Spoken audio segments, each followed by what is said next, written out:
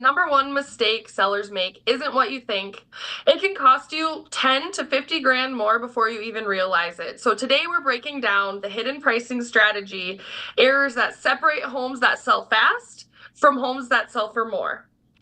Yeah. So here is the thing that I've been noticing because it is a buyer's market right now. So sellers um, got really overconfident over the last few years, right? And so now that it's a buyer's market, sellers have to be competitive, not just on price, but just on strategy in order for a home to not sit.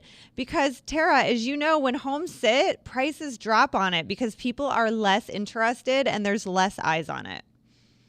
You know, exactly. And overpricing only helps a buyer. You as a seller are not going to net more if you overprice. And I know it's easy to think that way, but all of our information tells us otherwise. Yeah, because what happens is, the new people now, like everything, they go online, they look and see what's new. New stuff's coming to the market every day. A lot of people only put their listings back 30 or 60 days, like their searches. And so, you're just getting less eyeballs on it once you start sitting for 90 or 120 days. Now, it doesn't mean you can't sell your house, but realistically, you're not going to sell it without price drops. And so the question is, do you price it right at the beginning, or do you overprice it and then price drop it and then possibly price drop it less than you needed to if you would have just listed it right at the beginning? Buyer psychology on if they see a price drop, if a buyer sees a price drop, they're going to be like, oh, I wonder how much more I can get off that price. They're going to be looking for that deal.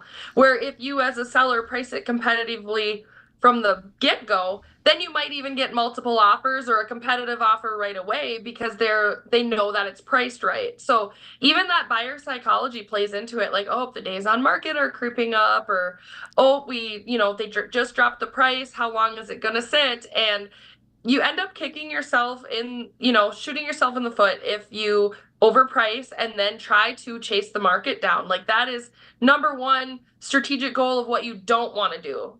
Yeah. And also, I had a seller, I priced her house correctly. It sold within 5 or 6 days. So her thought was, maybe we priced it too low because it sold so fast. But the truth is, we only had one offer from one buyer. Your most interested buyers are coming at the beginning. And the reason is the first week you list it. And that's because they're sitting on the sidelines waiting for a very specific home.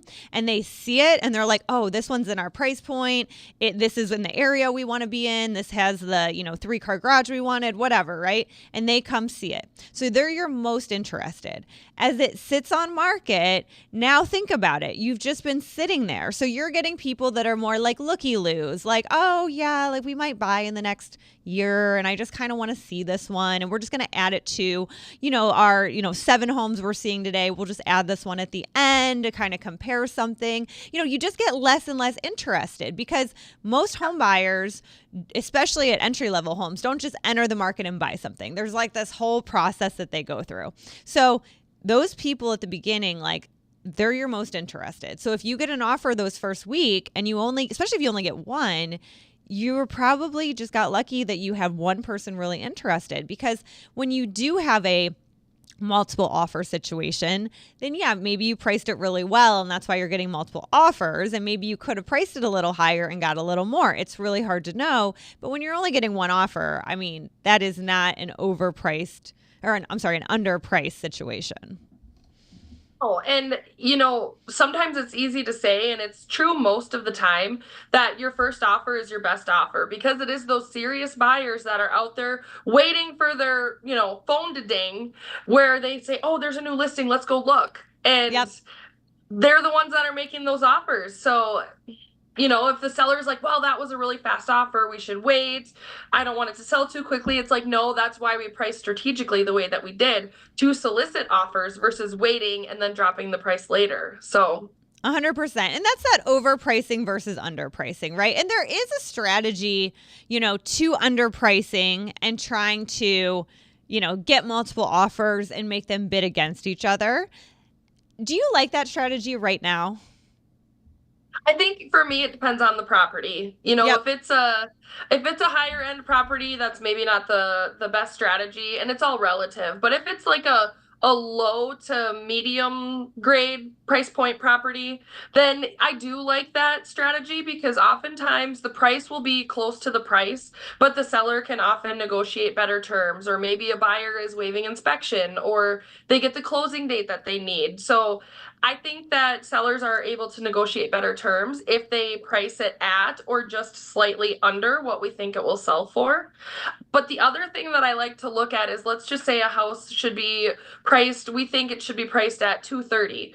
Well, let's price it at 225, because if anybody has their search parameters, that are set like at that 225 mark, because the online search engines go in increments usually of 25,000, we're going to catch more buyers that way. So if you're close to an increment of 25,000, 9 times out of 10 it's best to price at that increment. So don't price at 195, price at 200. Like, that's going up, but if somebody has their search parameters from 200 to 300, that 195 isn't going to show up, but maybe that's the right house for them. So well, and I see that a lot. Like, there was this, I have buyers looking in like a 650 price point, and I had been looking for them personally in a 650 because they're like, we can't go over. So I moved the search parameters and realized there's a house for 659 that obviously is probably going to take a 650 offer, so we were able to go toward that house. And that's really, really good advice for when you're listing. And the other thing too is it depends on the seller's situation. So I don't mind underpricing if the seller needs to get out quickly. You have situations where they already bought another house, they're, moving into a senior home. Like, they can't afford to keep paying 2 mortgages. And right now, I don't know about your area, but our area, average days on market are in the 80s. So not that that's a crazy long time, but for sellers that are used to selling things in 5 days because the market's been really fast, 2020 to 2022, they don't always think of that, right? And so if, I always ask my sellers, like, are you okay waiting 90 or 120 days for this to sell? And if they're horrified and like, no, I need this to sell in like 30 to 60 days, yeah, you want to underprice it, because at market right now, it's 90 to 100, around 90 days. If you're overpriced, you're not going to sell your place right now. Like, it's just not going to sell. And some people are okay with that. Like, I have sellers that are like, listen, like, I need to get 700,000. And if I can't get 700,000, I can't move into the home that I want to move into. So like, I don't care if it sells. And then for me, I'm like, that's fine. Your house can sit for 3, 6, 12 months and never sell, and you're okay with it. It's not a big deal. But if you're like, I actually need to sell it, then you can't overprice it. yeah, and when properties have been competitive, I've seen buyers that should really be selling their home. I've seen them, make it non-contingent and do, a HELOC or personal line of credit or something against that property, and that's fine because they needed to move, for job or whatever. But then I make sure that they're realistic about the sale price of their house that they need to sell, but they made it non-contingent. Like, yes, they're comfortable making a payment on 2 properties for a couple of months, but I mean, if that's eventually going to run out. So I oftentimes will do the math with them to say, okay, here's what both payments are going to be. If we price it here, we're going to get it sold faster, because a lot of times, the payment is one thing, but if their taxes and insurance aren't escrowed, they're not factoring that in, just carrying costs and upkeep of 2 properties. So sometimes it's better to just cut the extra 5 or 10,000 on the front end versus holding out for a better price. And in the meantime, you've lost, all of your maintenance and upkeep and carrying costs that you're not factoring. Absolutely. And then let's move into ignoring early feedback, because right now with my sellers, I would say they get a little bit defensive about feedback, and that's probably normal. But, for me, it's just good information, and there's not a reason to get defensive about it. It's just the information that the other agent is seeing, and then the people that are touring are seeing in your property. How many showings do you typically see on a new listing in your market, like the first week? Normally, well, depends if it's priced right. So I have a seller, he wanted to price it high. So we have, he needs to price it high. It's a unique situation. We had 1 showing the first week. That tells me it's priced too high, because realistically, like the one I sold in Ahwatukee that sold in, 5 days, We probably had about 8 showings the first week, you know, probably like 8 showings. Then we had an open house, and we probably had 4 or 5 couples come through the open house. So I'd say that's in our market is normal right now for a well priced listing, not too low, not too high, like a kind of a perfectly priced. And how many offers did you get after you had those showings and those Just couples come one, through the open? just Just one. one. Mm-hmm. And that's all it takes. It's all it takes, and they're being picky. I mean, honestly, like right now, like I don't feel as a buyer, because I'm looking to buy right now too. I don't have a lot of urgency either. So like right now, I have 3 houses that I'm kind of looking at. They're all a little bit overpriced for me as an investor as far as cash flow goes. So I'm kind of on the sidelines, just kind of seeing what happens with them. And I think there's a lot of people doing that, but I can do that. Like I couldn't do that a few years ago. I had to see something, go see it that day, and put an offer on that day in order to get it. It's not like that now. So you're just having buyers. It's not they're not interested. They're just taking a breather and thinking about it. Do you think buyers in today's market like factor in the cost of waiting? Like if interest rates creep up a bit, even though they're projected to go down, or with more and more buyers hitting the market with interest rates going down, do you think buyers are thinking about the cost of waiting, or do you talk about that with yours?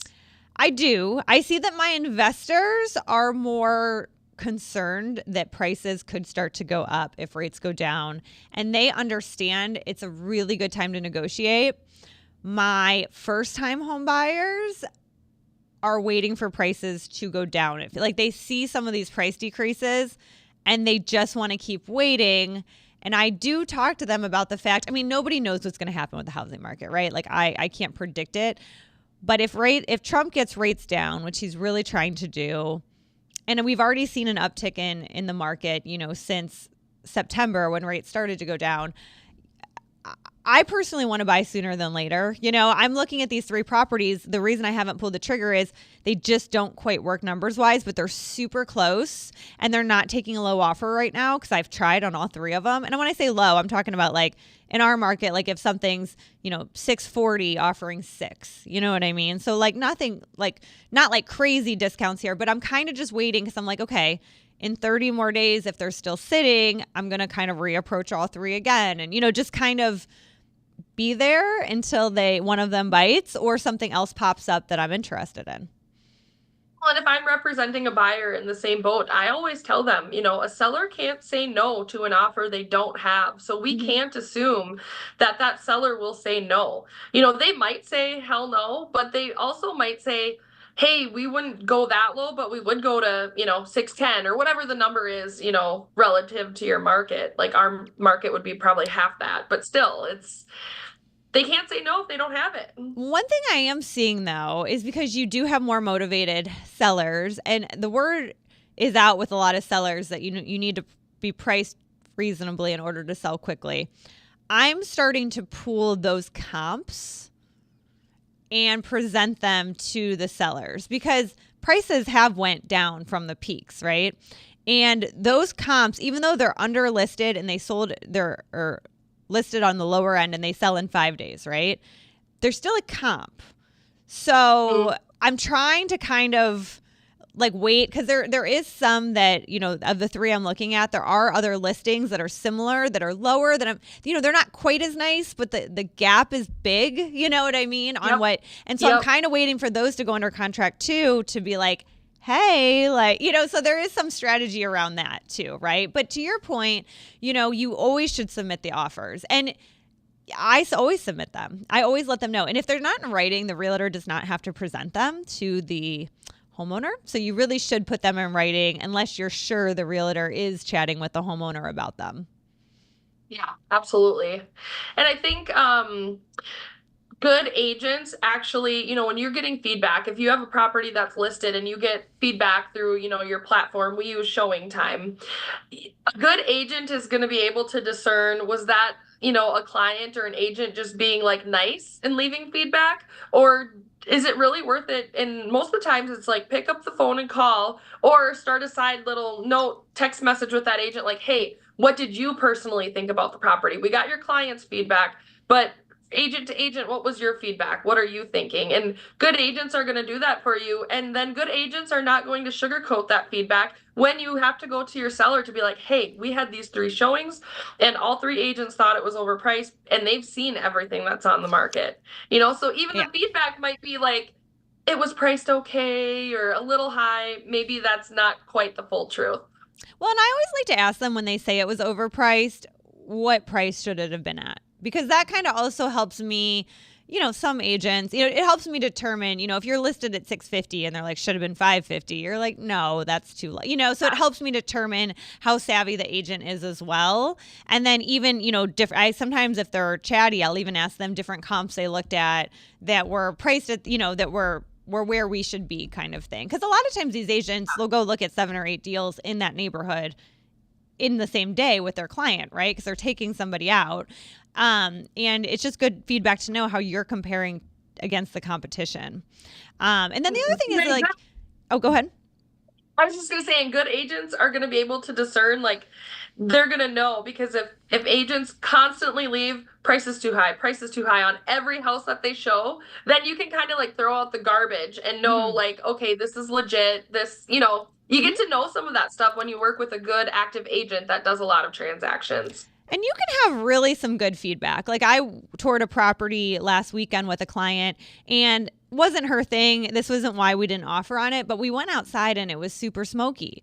And it's like the agent didn't know that. So like my feedback was like, hey, when you go outside, your neighbor smokes and is leaving their ashtray right at the top in between the walls. So it smells like an ashtray out there. So she would know. She's aware, right? So some of the feedback can be really, really good. And that's why I always, I know that we have like a showing service that sends out surveys. A lot of people don't do those. I always reach out to the agent directly and try to figure out exactly why their client wasn't interested and any kind of tips that they have for us.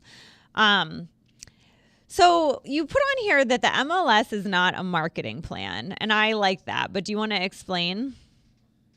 Yeah, so if you are interviewing agents, listing agents, or your agent says, yep, we're going to get it on the MLS, I would be asking more questions because listing it and hoping for the best and crossing your fingers is not a plan. It is not a strategy. You need to be doing more than that as a seller and as an agent because it is a partnership. It's like, okay, you as a seller, you're going to get your home ready, get it, looking its best. And then the agent comes in and is able to market the property and do all of the things that they need to do. So just posting it in the MLS in and of itself it's not a strategy.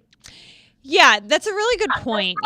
Sometimes I walk into homes and I'm like, did a realtor even remotely try to stage this? I mean, I know like when you're working with like entry-level homes, it's not cost effective to rent furniture and stage it like it is on higher end homes.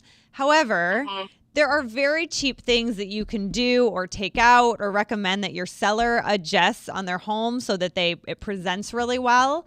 Like the home that I sold in Ahwatukee, like she was great. She basically staged her own home. It looked amazing. I actually didn't have to do a thing, which was nice. But normally, I go in and I stage the home with what you can. And then like if there's like, like nasty comforters and a nasty couch and the couch is too big for the space and it's right in the middle of the room, like there's things you can do to like make it more appealing, right? Make those pictures more appealing.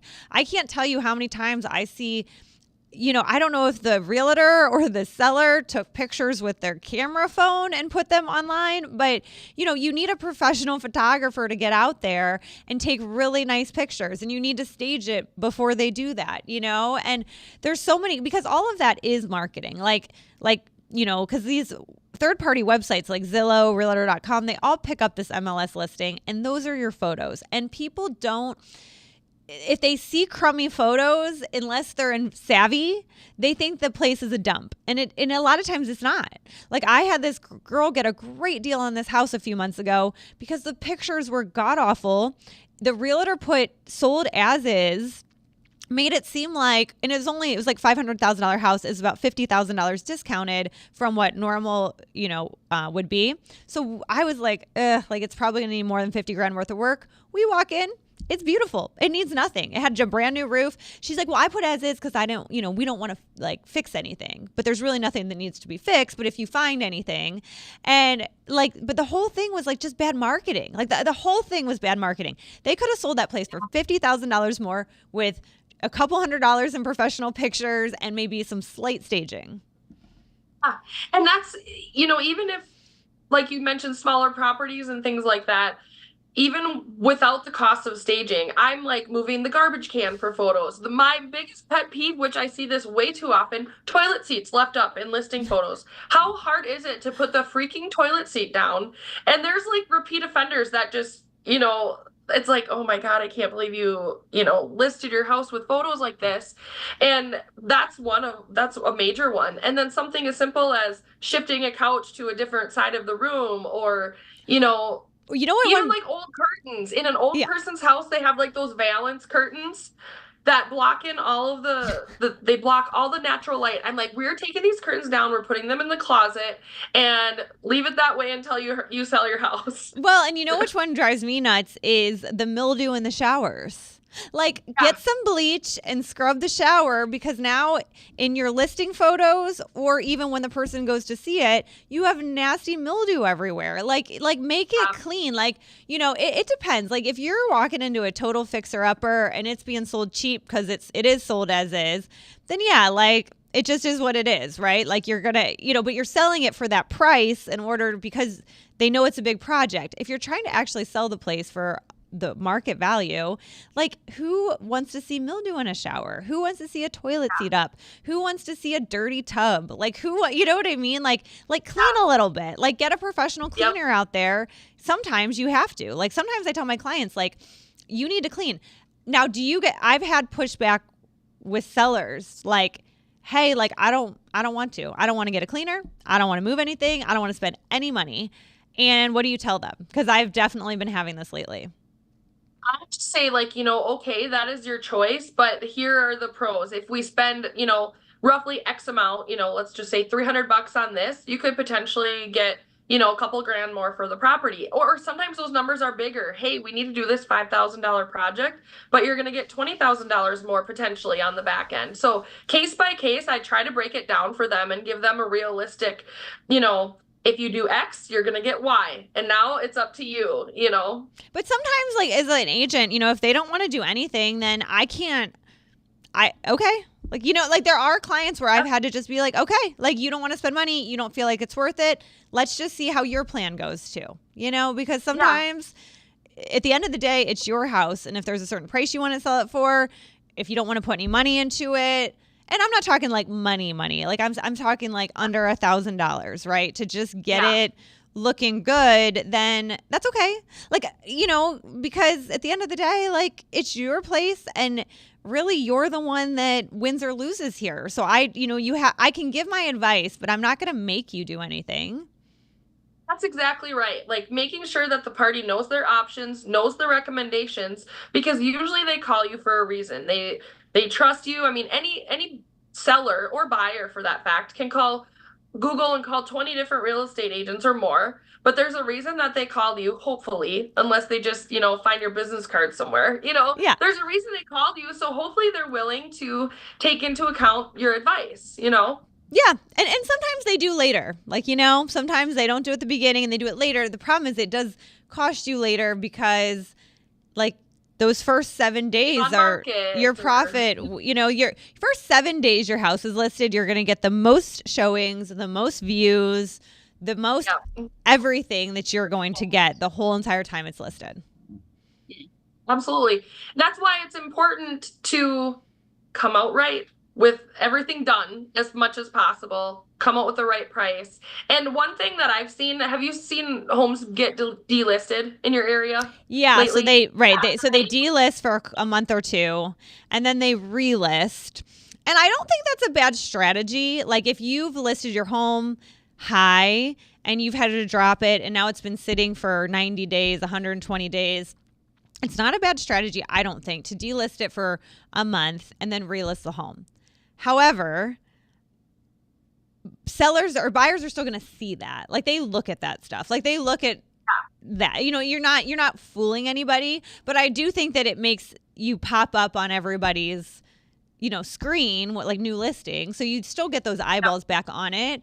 But you also, like, to me, if you're going to do that, you need to list it for less than you listed it before. Like, one of the homes that I was looking at, or that I am looking at, they listed it for the same price they listed it before.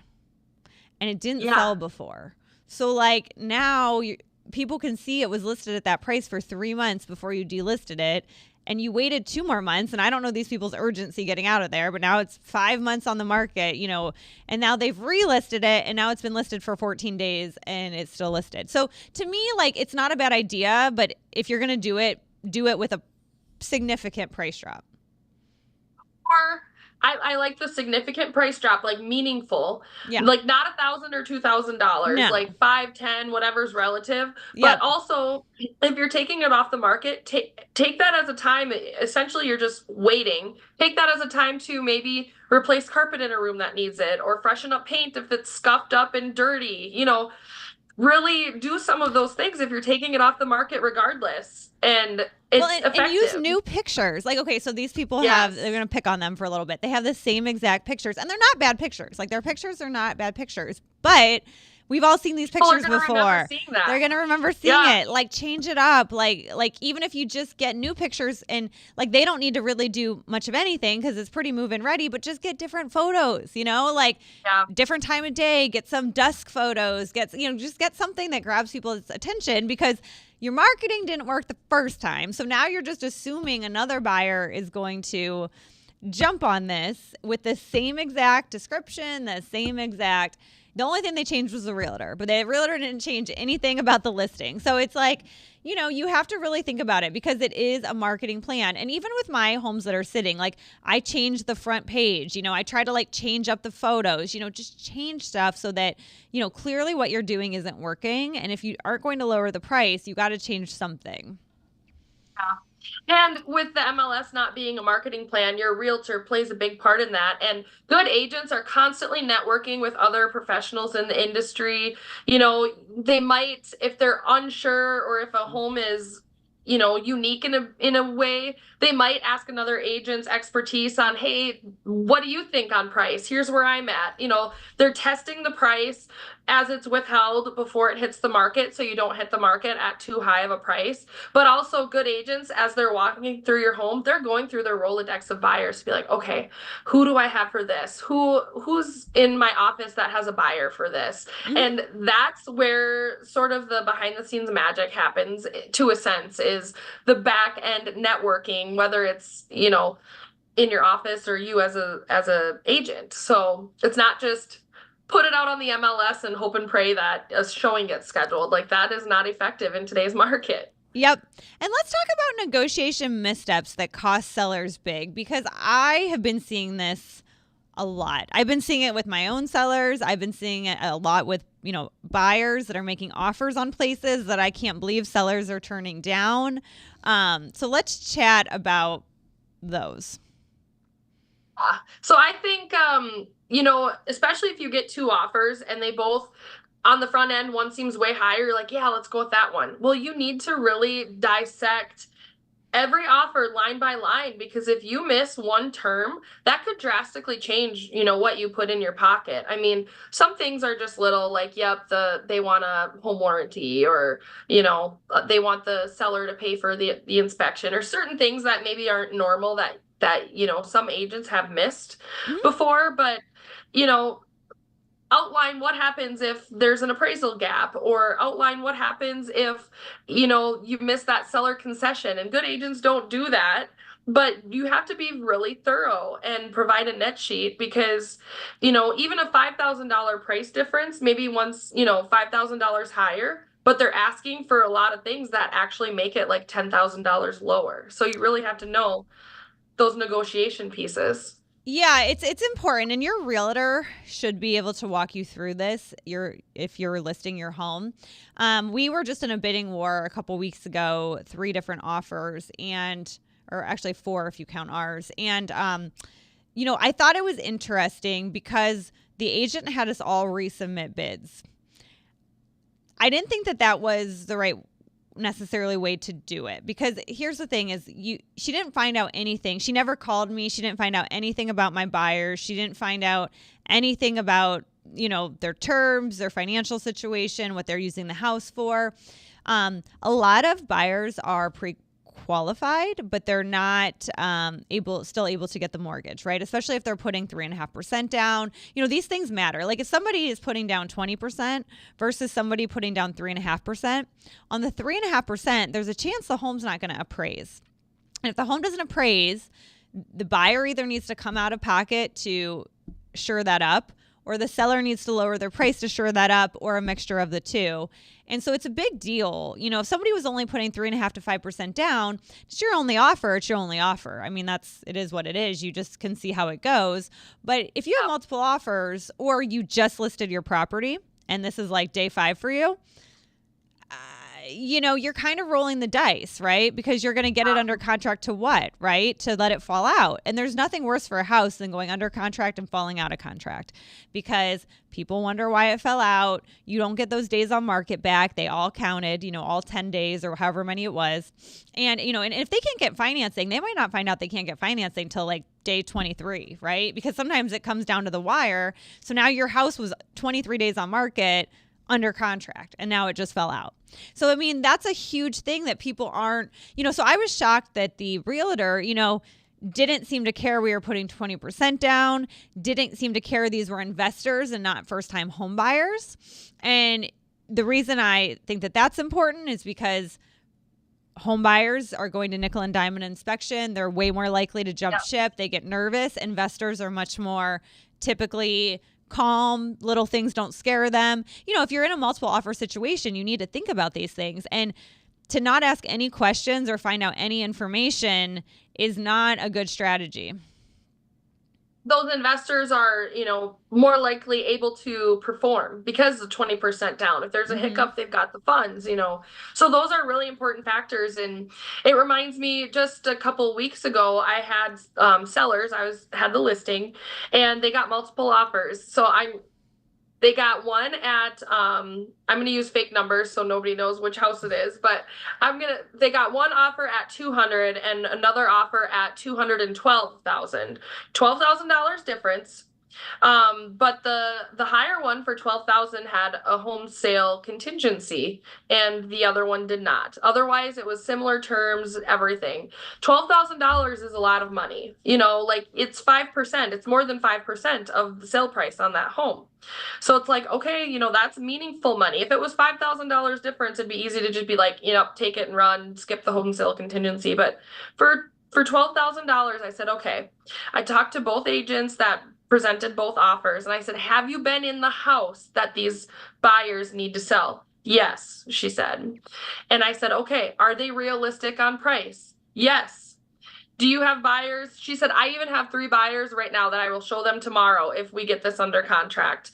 And I knew the agent, and so it was like, okay, we knew that going in before they accepted that home sale contingent offer, that those clients were realistic on the price that they would need to sell their home for. So it was a calculated. Can it ever be guaranteed? No.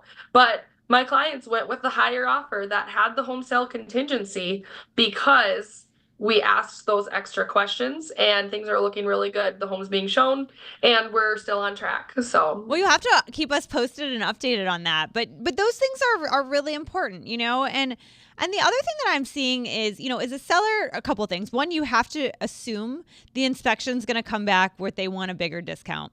I mean, unless they offered it as is and they said they're not going to nickel and dime you, you have to assume in this market because, buyers right now are using inspections to get more money off. So just know that, going into it, that this is going to at least be a request, right? But then the second thing is like, like you said, when you get an offer, you have to know it might be your best offer. And you really have to think if you want to take it. Like I was shocked the other day. I had a client, home was listed at $435,000. They offered $410,000. The seller came back, which was low. We accept, a counter or whatever. The seller discounted it to $430,000. We offered $420,000, and they said no. Now, this home has been Wow. listed for 144 days. Okay. It's $10,000. Like, it's vacant. To your point, Yeah. how much money is $10,000 vacant over the course of a few months, right? And it's clearly overpriced because it's been sitting for 144 days, and they did not start listed at 435. It started listed at like 450, and they've dropped it.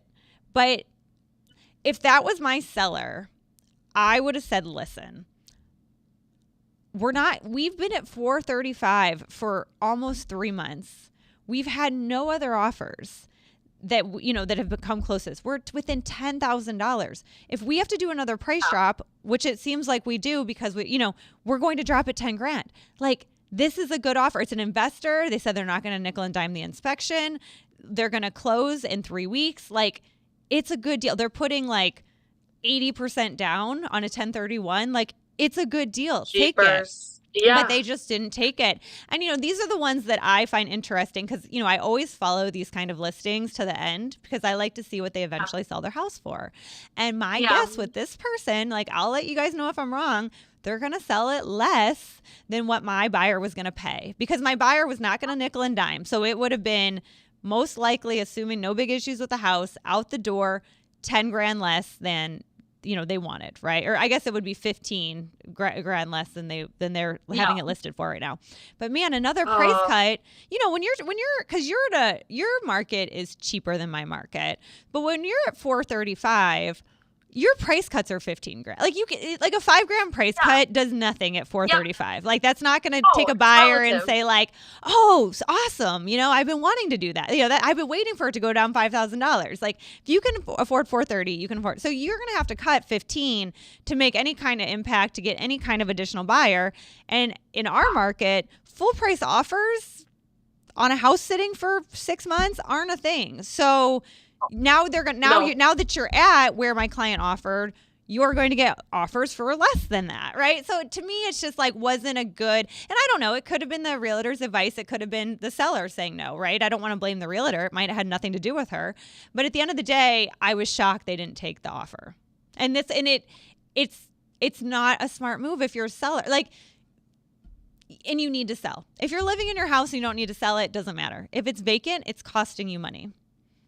Well, and kudos to your buyer because if they're doing a 1031, they're on a ticking timeline too, but it's not worth it to overpay on a property. If you are utilizing a 1031, yes, it saves you in tax liability, but good thing for them for having, the parameters to say, nope, we're not going to do it. We're not going to do it. Well, nobody wants to overpay. And if your home's been sitting for 144 days at a certain price and nobody's bought it, it's overpriced. So like, a 5 grand, like nobody, especially a 1031 buyer with 80% down, there's so many sellers that would take that. So it's like your home isn't priced that well that, we're going to overpay for it. It's not a new listing. If it was on the market 5 days, you might have said, yeah, this might be a good deal because all these people are looking at it. But at this point, nobody's looking at it. So do you think if you had that 1031 language in the purchase agreement, in the offer, because most intermediaries provide you the language, do you think that seller was banking on them being in that 1031 situation to be like, nope, they'll pay me because they have to, they're on a timeline? Do you think that I don't think they're savvy enough. I don't think your average home buyer even knows really what a 1031 is. I certainly didn't before I was an investor. Seller. Yeah, I'm sorry, seller. Yeah, like I didn't before I was an investor. I would have had no idea. I mean, I talked to some realtors that don't even know what a 1031 is sometimes. So, I don't think it's common knowledge on the offer at all, But I do think, I do think that sellers are just, they have this number in mind and they like have to have this number. And if they don't have this number, they don't want to do it. But when that number is 5 grand from where you have it listed, it's not great. Wise, it's nothing. Yeah, for that price point. Now, if we're talking your area, 200 grand, it's different. But for almost $500,000, 5 grand isn't doing much. You know what I mean? Yeah, exactly. So let's talk about the number one seller mistake that they need to avoid. Oh, it's a lot, but I think having that pre-listing strategy, the number one mistake, it's hard to say number one, but the MLS, putting it in the MLS and just hoping and praying is kind of it in a nutshell. And there's Mhm. lots of things that factor into that. One of them is having, a pre-listing strategy. So before you even sign listing paperwork, you should be talking to your agent or have a plan of, okay, we're going to market this, we're going to market this.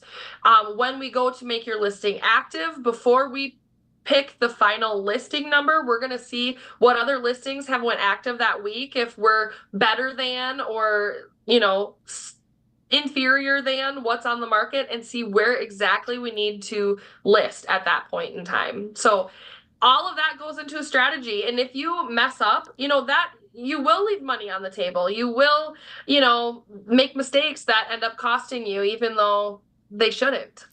Yeah, you don't want to just be picking a number out of a hat and listing your property for that number because your neighbor Joe 3 years ago sold his house that wasn't as nice as yours because your house has a gazebo in the back, or you hear all of these things from people, right? And that is not the reason to just pick a number out of the hat to list your property for. You need data that supports it. And I'm willing to list the properties for what my sellers want, even if I don't agree, with a plan. Okay. So like, yes, I'll list it for 50 grand higher than I think that it should be listed for. But if we don't have any showings in week one, we have to do something major, not just reduce it 5,000. I think when you do these little reductions of it in our market, because we're more expensive, like 5 grand here, 7 grand here. I even see like $100 sometimes. I mean, it's like the dumbest thing. Like you're not fooling anybody. You're just slowly burning yourself. You're following the market down, right? And you're following your days on market down. Like if you want to do something impactful, lower it 15 grand, lower it 25 grand. Those are impactful things, and they get people off the shelves. Because if you're getting, people know they're not paying market right now, right? Buyers know they're not paying market. So if you see a $5,000 decrease, nobody, like everyone knows if your house is 650, they could have offered 645 and they didn't go look at it, right? Yeah. So like they're Yeah. not going to go look at it now that it's 645. Now all of a sudden if it's 630, they're like, "Oh wow, that was a $20,000 decrease. Now it's more in my window for what I was looking at, and now that 625 I was trying to stay in, they might actually take that." But if you just do 5 grand and then a month later 5 grand and then a month later 5 grand, I mean, I literally see houses that do decreases once every 2 to 4 weeks. And if I'm going to be buying one, I'm just waiting. Because I know if it doesn't sell in 2 weeks, it's going down another, $5,000 or another $1,000. It becomes like, who's going to catch the falling knife first? Mm-hmm. Like, okay, it's going down. Who's going to grab it? Yep. And I know. It's painful. Know. I watch it and it's painful. And the $100 ones make me laugh the most, or the $1,000 ones, because I'm like, $100 or $1,000, like that is not moving the needle for anybody, right? But no. When you make those impactful adjustments early, you're still okay. Like I think that you can list a little high if you have a seller that really wants to list high. But if you're getting, and you make that adjustment within the first week, like you didn't get any showings, I still think it's redeemable, right? Like I think you can make that, but it's when you let it sit at that high price for months and months that you really are going to take that hit. Totally agree. All right, thanks, guys. And make sure you check out our investor pamphlet. We put this together for you if you just scan the QR code. And we broke down all of our investor tips, and it has our contact information on there if you guys want to reach out.